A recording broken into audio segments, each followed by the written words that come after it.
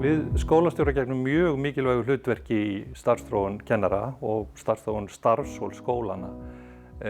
Það okkar að búa til þetta samfélag innan skólans sem við getum svo kallað lærdómssamfélag, búa til það umhverfi þar sem allir sem vinna saman eru að læra saman, stúdera, ræða, spekulera og hrinda í framkvæmd og ekki bara starfsmennirnir, heldur jafnvel líka nemendurnir.